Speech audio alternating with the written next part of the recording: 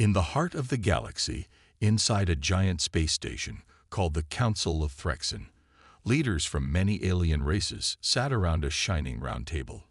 Some had scales, others had feathers, and a few floated above the floor. They were the most powerful beings in the known universe. They ruled over hundreds of planets and thousands of systems. A tall, thin creature with blue skin and 3 eyes stood up. His name was Velik, and he was a historian from the Krull Dominion.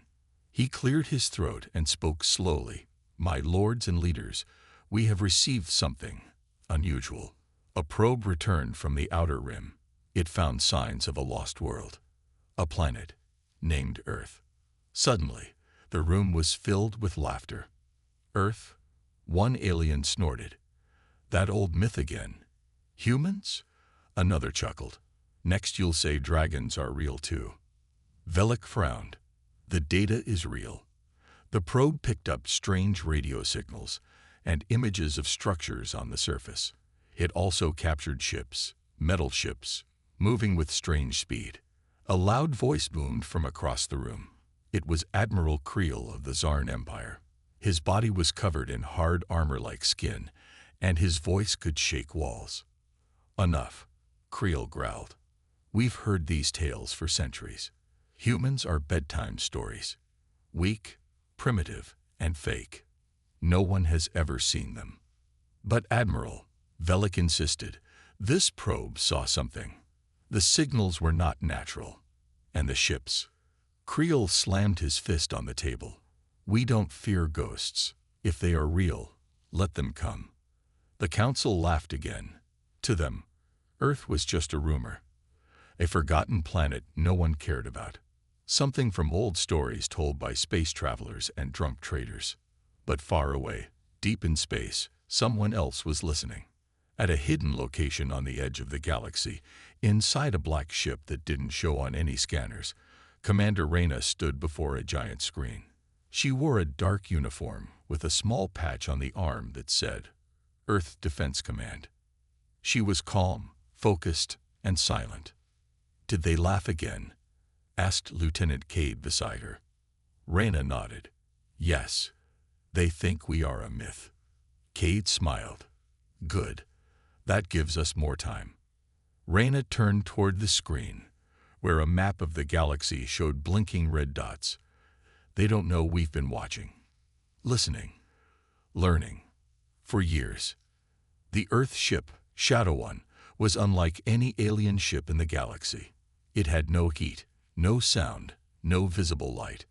It was covered in dark matter tech, completely invisible unless it wanted to be seen. "Do we have confirmation?" Reyna asked. Cade replied, "Yes, Commander. The probe we let them find worked. They took the bait. Now, they know Earth exists. And the Zarn, they're coming."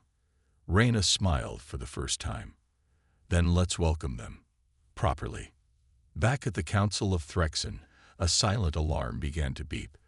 One of the guards rushed in and handed a data chip to the chief technician. "My lords," the technician said, "another signal just came in from the outer rim. One of our scout ships has vanished." "How?" Creel barked. "We don't know, sir. There was no explosion, no debris, just nothing. It disappeared in Sector 9, near Earth's location." Now, the room grew quiet. Admiral Creel's face turned serious. "Send 3 more patrol ships, heavily armed. I want answers." In Sector 9, the stars looked the same. Quiet, peaceful, but something was watching. Something no alien eye could see. The new patrol ships arrived, scanning the area. "Nothing here," one pilot said. "No planet, no ships, no signals." Just then, his screen flickered. Wait, what was that? A flash, a shadow. Then, blackness. One by one, each ship went dark. No alarms, no screams, just sudden silence. Somewhere in that silent space, Shadow One floated calmly. Inside, Commander Reyna whispered into her mic, 3 more down. They still don't see us. Cade looked at her. How long until they send the fleet? Reyna's voice was steady. Soon. And when they do, the real message begins. Back at the council, panic was rising. We've lost contact with another patrol. Someone shouted. Impossible. They were fully armed. Their last signal mentioned a shadow. Creel's eyes narrowed. For the first time, he didn't laugh. Prepare the main fleet, he ordered. If there is something out there, we will crush it. But deep inside, he felt something strange. Fear. Because this time, the legends might be true. And if humans were real, what else were they hiding? In the deep black of space, far beyond the reach of most empires, the Zarn Empire's main fleet prepared for action. Over 200 warships, large and heavily armed, floated together like a moving fortress. Their mission was simple: find the unknown force that destroyed their patrols and erase it. Admiral Creel stood on the bridge of his flagship, the Iron Wrath. His eyes stared at the giant screen in front of him. It showed a blinking red zone. Sector 9, the last known location of the missing ships. Do not underestimate this enemy, Creel said. They may be hiding behind stealth. Use pulse scans. Use heat. Use gravity waves. I want to find them. His officers nodded. The fleet moved forward, slowly entering the sector. But they didn't know. They were already being washed. Far ahead, hidden deep in the darkness, the human ship Shadow 1 floated silently. It had no lights, no signal, not even a heat trail. Commander Reyna stood calm as always. Her eyes were locked on the screen. Red dots, Zarn ships, were entering Earth's outer space. They're here, Lieutenant Cade whispered. Reyna gave a small nod. Begin passage scan. No sudden moves. Cade typed fast.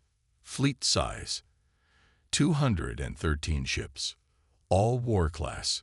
Energy weapons fully charged. Good, Reyna said softly. Let them come. The Zarn ships began their scans. They sent out energy pulses, hoping to bounce signals off anything hidden. But nothing returned. The space felt empty. Still no contact, sir, the Zarn scout leader said to Admiral Creel. Creel frowned. Then explain where our patrols went. Ships don't vanish into air. But then, something strange happened. A single Zarn ship at the back of the formation flickered. The lights on the bridge dimmed for a second. Then, gone. No explosion. No call. Just gone. Creel's eyes went wide. What was that? The crew tried to find answers. They rewound the data. The last image showed a blur, like something moved in front of the ship for just one frame. Creel's voice dropped low. There's something out there. Back on Earth, deep under the surface in a bunker called Black Corps Command, top human officers gathered around a large glowing table. Each had different skin tones, languages, and uniforms, but all were united under one banner: Earth Defense Alliance. General Okoye, an older woman with a firm voice, looked at the screen. Shadow 1 has confirmed contact. The Zarn fleet has entered our territory. One officer asked, should we reveal ourselves? General Okoye shook her head. No, not yet. Let them feel blind first. Let them fear the dark. Another officer asked, what if they fire? Okoye stared straight ahead. Then we respond. Quietly. But they must know. We don't shoot first.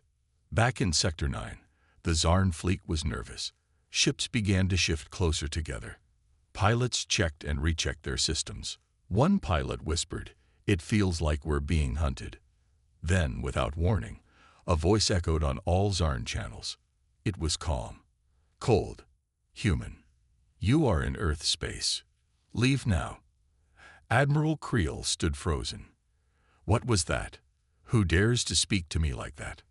Another voice came, this time from the same unknown signal. You searched for ghosts. Now the shadows speak. Creel's anger exploded. Fire in all directions. Flush them out. Hundreds of Zarn ships opened fire into the empty void, blasts of blue energy ripping through space. But they hit nothing. Inside Shadow One, Commander Reyna smiled. "They're scared," she said. "Time for Phase 2. She gave the signal. 10 more human stealth ships revealed themselves for just a moment, only outlines. Enough to be seen, before vanishing again. On Zarn scanners, these ghost ships appeared and disappeared like whispers. "What are they?" a Zarn officer shouted. "They're phasing." "No," Creel said, stepping back. "They're not phasing. They're controlling our systems." He turned to his crew. "Shut down the scan grid. Now." But it was too late. One by one, Zarn ships lost their targeting.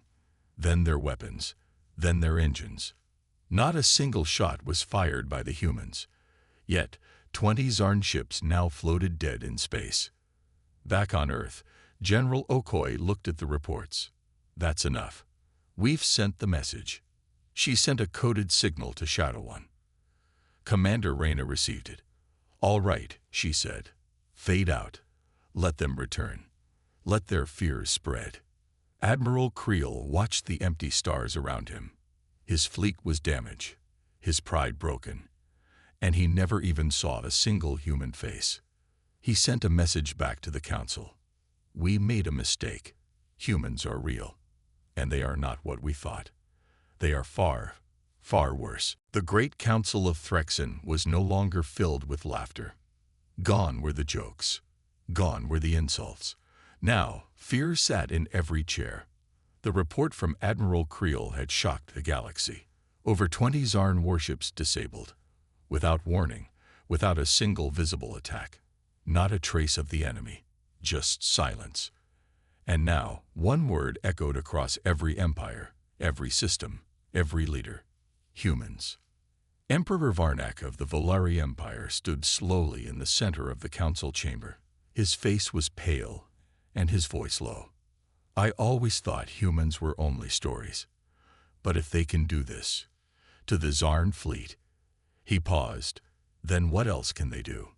Archon Velik, the historian who first mentioned Earth, now stood with confidence. "I warned you. The signs were clear. The myths told of a race that hid itself.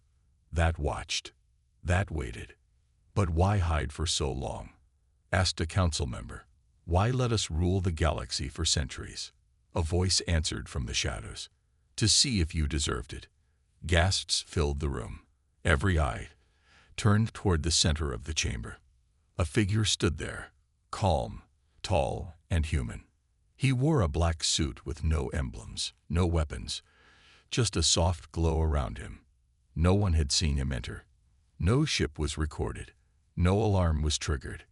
"Who are you?" demanded Admiral Creel, stepping forward. The human smiled slightly. "I am Elias Ward, representative of Earth." Silence. "Are you real?" asked Varnak slowly. Elias nodded.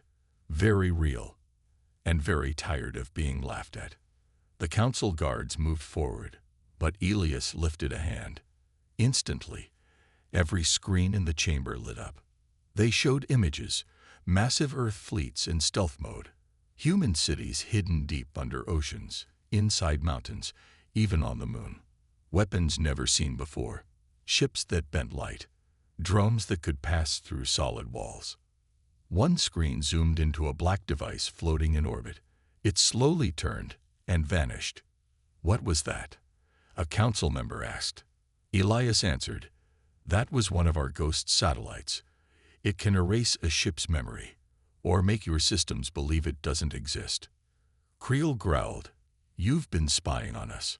Elias nodded calmly. "Yes, for 300 years. Varnak stepped back. "Why reveal yourselves now?" Elias's face turned serious. "Because now you crossed the line. You entered our space. You attacked. You mocked Earth for too long." He took a deep breath. "And now we want the galaxy to know. Earth is no longer hiding." Back on Earth, inside Black Core Command, General Okoye watched Elias's feed. Her eyes were fixed on the council's reactions. "Are they taking the bait?" one officer asked. Okoye nodded. "They are shocked. That's good. But fear is not enough. Now we show them who we really are." She pressed a button. Across the galaxy, hidden Earth ships slowly became visible. They didn't fire. They didn't speak.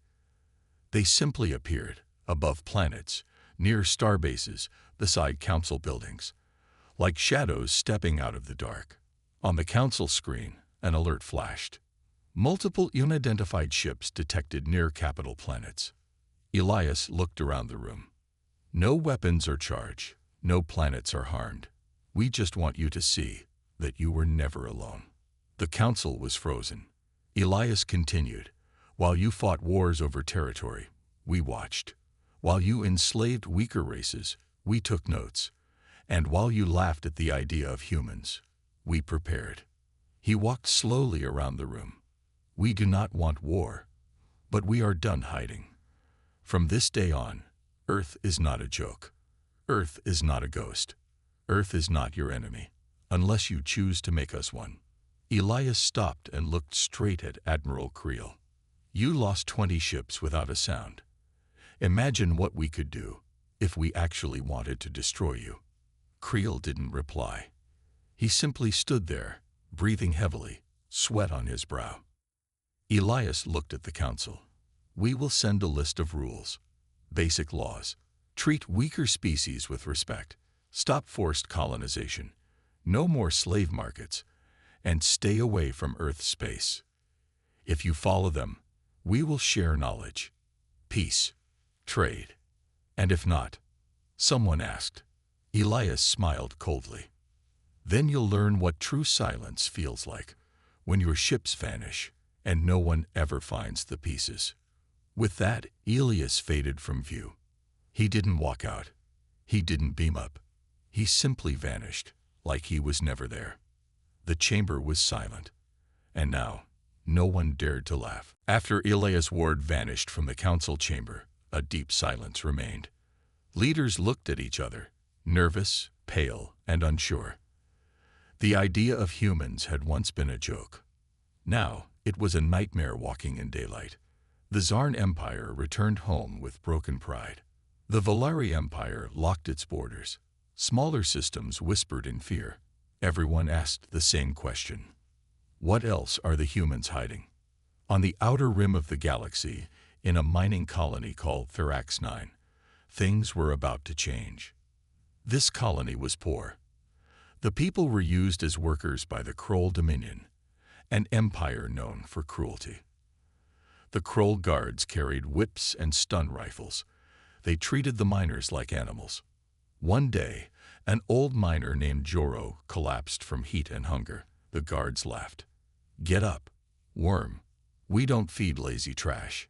His daughter, Lysa, only 12 years old, cried and begged for help. The guard raised his whip, but it never came down. A loud clang echoed in the mine. Everyone turned. A tall figure stood at the entrance of the tunnel. He wore black armor with no markings. His helmet had a glowing blue line across the face. "Who are you?" barked the guard. The figure didn't answer. He stepped forward and raised a small device. In a flash of light, the guard dropped his weapon. His body froze, paralyzed, not dead. The other guards aimed their rifles. But before they could fire, more figures stepped out from the shadows. 10, 20, 30 of them, all in black armor. One of the miners whispered, "Who are they?" Lysa stared with wide eyes. "I think they're humans." The guards tried to fight, but every shot missed. The black-armored humans moved too fast, too silent. They didn't kill. They didn't burn. But one by one, the guards were knocked out and tied. The leader of the human team walked to Joro and lifted him gently. "You're safe now," he said in a calm voice. Lysa looked up. "Why are you helping us?" He replied, "Because Earth sees everything, and Earth remembers who suffers." News of the Therax 9 rescue spread like wildfire. Across the galaxy, the story repeated. On planet Drevi, human drones freed prisoners in secret cells. On Moon Wexar, human medics dropped supplies for starving children. On Station Zirak, Kroll slave ships were found empty, every slave freed, every guard stunned. But no one ever saw the humans coming. And no one saw them leave. They were ghosts, shadows, protectors. For the first time, the weak had hope, and the powerful began to feel fear. Inside Black Corps Command, General Okoye stood before a large galactic map. Dots blinked across the stars, each one a place where Earth's secret forces had acted. She turned to her team. The message is clear. We don't need to conquer. We lead by example. We protect the innocent. An officer asked, and if the empires try to strike back? Okoye looked at him. Then they will meet Earth's true power. Far across the galaxy, inside the Zarn High Council chamber, a secret meeting took place. Admiral Creel, now back from his defeat, stood with two other top leaders, Supreme Warlord Denth of the Kroll and High Strategist Valen of the Volari. Creel slammed his fist on the table. We can't allow Earth to control the narrative. They act like heroes, but they are a threat to our power. Valen nodded. We must understand their limits. No species is perfect. No system is flawless. Denth growled, I say we strike. Hit their home. Show them we are not afraid. Creel shook his head. We already tried that. 20 of our ships vanished. Earth didn't even use full force. We need a better plan. Valen suggested something bold. What if we capture one of them? A human. Alive. Study their tech. Learn their secrets. The room went silent. Then slowly, all three nodded. The new mission was clear. Find and capture a human operative. Back on Therax 9, Lysa and her father returned to the surface. For the first time in their lives, the sky looked peaceful. A message had been left behind on a small metal plate, glowing blue. You are not alone. Earth watches. Earth protects. Little did they know, someone else had seen the humans too. A small Kroll spy drone, hidden in a broken pipe, recorded everything. It sent one message. Human team sighted. Location confirmed. In the shadows of space, war was quietly brewing. The galaxy was split. Some empires began to follow Earth's example, offering better rights to their workers, ending slave trade, starting peace talks. Others grew darker, planning, watching, waiting. They didn't believe in humans before.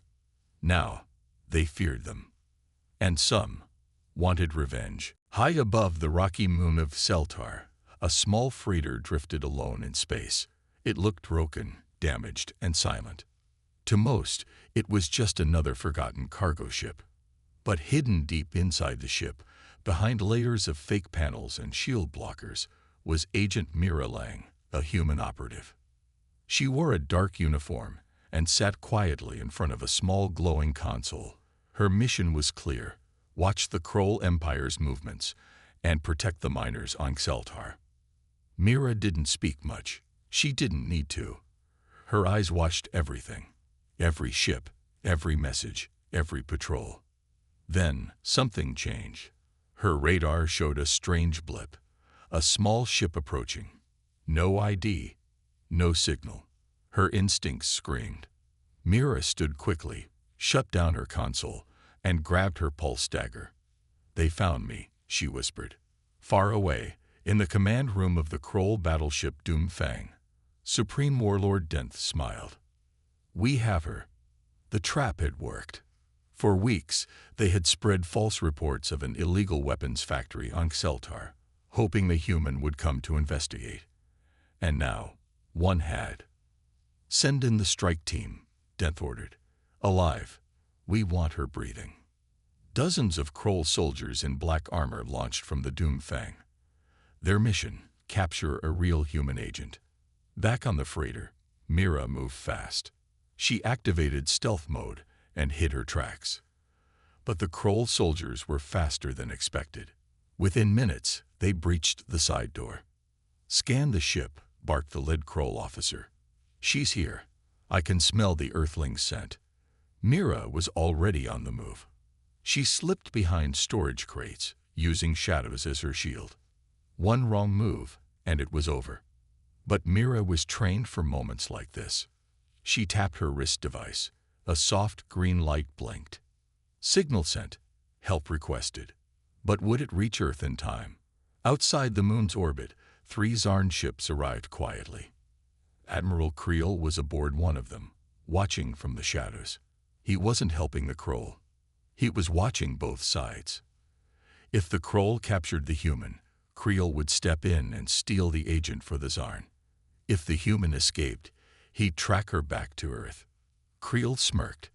"Let them do the hard work. I'll take the prize." Inside the freighter, chaos exploded. Mira was cornered. She fought hard, moving like lightning, using stun darts and close combat moves. 2 Kroll soldiers went down, but there were too many. They fired a net launcher. Bang! The electric net wrapped around her. She screamed as it shocked her nerves. The Kroll commander grinned. "We got her."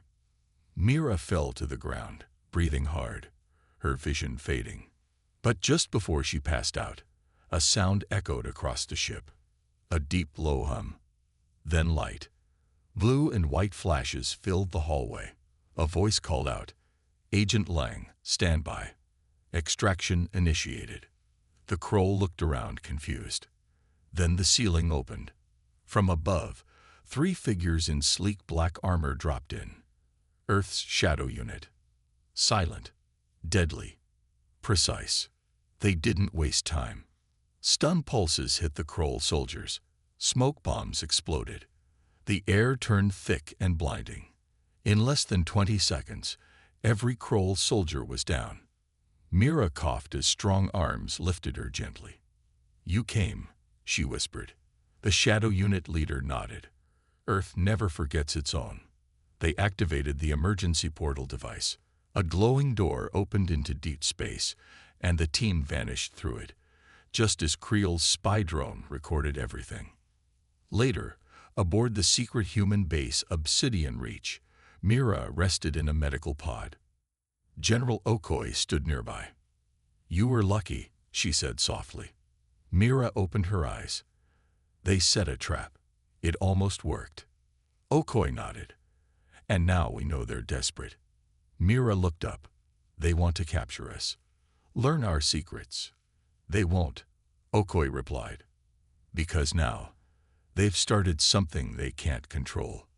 Meanwhile, Admiral Creel watched the footage again and again. He zoomed in on the tech, the speed, the tactics. "They are too dangerous," he whispered. "If we don't stop Earth now, we never will." He sent a coded message to the Kroll and Volari. "The time for whispers is over. The war begins." Across the galaxy, darkness gathered. Earth had shown mercy. But now, their enemies were preparing for war. The final battle was coming. And this time, the whole galaxy would be watching. Space was no longer quiet. Across the stars, ships moved in secret. Messages flew like sparks before a fire. The balance of power had changed. For the first time in thousands of years, the great empires were afraid. They didn't laugh at humans anymore. They prepared for war. In the dark chambers of the Volari Council, High Strategist Valen stood before a glowing war map. Red dots showed Earth's silent movements. Blue ones showed Empire ships, many of them, gone. "The humans are everywhere," Valen said. "They move without sound, strike without warning, and they never leave anyone behind." Another council member whispered, "They protect the weak. The people are starting to admire them." Valen's eyes narrowed. That's the danger. Not just their strength, but their influence. Then he spoke 2 words no one thought they'd ever hear. "Declare war." The room froze. "Join with the Kroll. Join with the Zarn. We strike Earth together. No more hiding. No more fear." A vote was taken. Unanimous. War was coming. On Earth's secret moon base Obsidian Reach, alarms echoed. Inside the command room, General Okoye stared at a screen filled with warnings. Earth's satellites had picked up massive movement. 3 galactic empires were gathering near a dead zone in space, an area far from any planet. But to Earth, it wasn't empty. It was a trap. Send the message, Okoye ordered. A small team of human diplomats, scientists, and warriors were sent to the Nexus Zone, the meeting place the empires requested. Some thought it would be peace talks. Others knew better. Mira Lang, now recovered from her injuries, walked onto the ship Midnight Star. She was going with the team. "You sure you're ready?" asked Captain Jalen, the team leader. Mira nodded. "They tried to hunt me. Now I want to see their faces when we show them who we really are." At the Nexus Zone, 3 empires arrived first. Zarn, Kroll, Volari. Each brought dozens of warships, but kept them just outside the official meeting zone. From the sky, the human ship appeared. Sleek, dark, silent. It didn't look big, but it didn't need to. The moment it arrived, scanners in the Empire ships started to fail. Lights blinked. Engines hummed strangely. "They're jamming our systems," shouted a Kroll commander. "How?" Inside the Midnight Star, the human team walked calmly into the station. The leaders of the 3 empires waited. Supreme Warlord Denth of the Kroll, Admiral Creel of the Zarn, High Strategist Valen of the Volari. Each carried a hidden weapon, each planned to strike. But Earth was ready. Captain Jalen placed a small cube on the table. It glowed, then projected images, footage of all the attacks, the slave camps, the ambush on Mira, and more. He looked at the 3 leaders. "We didn't come to fight, but we will protect every child, every miner, every planet you hurt." Valen laughed bitterly. "You think the galaxy wants your protection?" Mira stepped forward. "They already do." Just then, the cube changed. Now, it showed messages from hundreds of planets. Poor colonies, abused species, silenced voices, all saying the same thing. "Earth gave us hope." Denth growled. "This is emotional weakness." Jelen leaned in. "No, this is strength. You rule with fear. We rise with honor." Suddenly, a hidden Kroll soldier jumped from behind a column and fired. BZZZ. The shot hit Jalen's shield, but didn't kill. In seconds, Mira spun and took the soldier down with a stun dart. Empire guards reached for their weapons. But outside, the sky darkened. The human fleet had arrived. Not 1 or 2 ships, hundreds. And these were not just stealth scouts. These were warships. Long, sharp, silent, with black hulls and blue lights that shimmered like stars. Every Empire ship was now surrounded. Earth had let them gather. And now, Earth had come to answer. Back on the Volari flagship, Valen's second-in-command turned to him, shaking. They were never weak. They were just watching, waiting. Valen's voice broke. "We have made a mistake." Inside the Nexus station, Captain Jalen said one final thing. "You wanted war. Now feel what it's like when Earth doesn't hold back." The meeting ended. No shots fired yet, but the galaxy now stood on the edge of something terrifying. The storm had come, and Earth was at its heart. The sky was no longer black. It was filled with fire. The human fleet hovered above the Nexus Zone, surrounding the Empire's ships like silent hunters in the dark. From every corner of space, people watched, on distant planets, in mining colonies, on broken worlds that once begged for help. They all waited. Would Earth fight? Or would they forgive? Inside the Volari flagship, High Strategist Valen stood frozen, his mouth dry, his hands shaking. He had seen many wars. But this was something different. Earth's ships did not scream or shout. They didn't send threats. They simply waited, like a lion staring at prey. One Volari officer whispered, "We should surrender." Valen didn't reply. He already knew it was too late. On board the human command ship Vanguard, General Okoye gave one simple order: begin. Across the fleet, lights flickered, systems hummed, engines roared. But Earth's first move was not to fire. Instead, they released a pulse signal, one that hit every Empire ship. In seconds, the Kroll, Zarn, and Volari ships lost control of their weapons. Shields dropped. Engines failed. It was not just war. It was domination. "They hacked us," screamed a Kroll captain.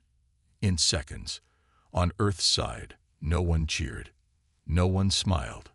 They had prepared for this for years. Not to rule, but to protect.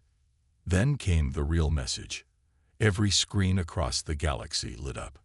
A woman appeared, strong, calm, wearing Earth's symbol. It was President Alina Rhodes, leader of Earth's United Federation. Her voice was steady, her eyes sharp. "To the leaders of the empires, we gave you chances. We warned you. You ignored them. You attacked the weak. You laughed at us. Now, no more." The screen changed. Footage played of Empire war crimes, slavery, destroyed colonies. Then footage of Earth helping, rebuilding, protecting, healing. "We will not destroy you," Alina said, "but we will end your cruelty." From this moment, Earth is no longer watching. Earth is acting. On the battlefield, human ships moved. They didn't fire to kill. They targeted weapon bays, engines, command bridges, disabling, not destroying. Each Empire ship was left floating, powerless. In less than 4 minutes, 3 full armadas were broken. No human life lost. Not a single Earth ship damaged. This wasn't a battle. It was a statement. Earth had arrived. Deep in the Kroll warship Doomfang, Supreme Warlord Denth watched his screens go black. He clenched his fists, furious. But he could do nothing. Behind him, a Kroll officer spoke quietly. "They say the humans were weak." Denth didn't turn. They were just patient. Admiral Creel of the Zarn sat alone in silence. He whispered to himself, "We feared the wrong enemy." He closed his eyes. For the first time in years, he felt shame. Back on Earth, people gathered in every city, watching, crying, cheering, not because of revenge, but because of justice. They had waited so long to be seen, to be respected. Now, the galaxy knew. Humanity was not a myth. They were not weak. They were protectors, warriors, guardians of peace. And when pushed too far, they could not be stopped. Mira Lang stood at the edge of a viewing deck aboard the Vanguard. Captain Jalen walked beside her. "They wanted war," she said softly. "They got Earth," Jalen replied. They stood in silence, watching the stars, knowing the galaxy would never be the same again. Far beyond the wreckage, in the deep unknown, a small alien child looked up at the sky and whispered, "The stories were true. The humans are real." And now, their legend would echo across the stars, forever.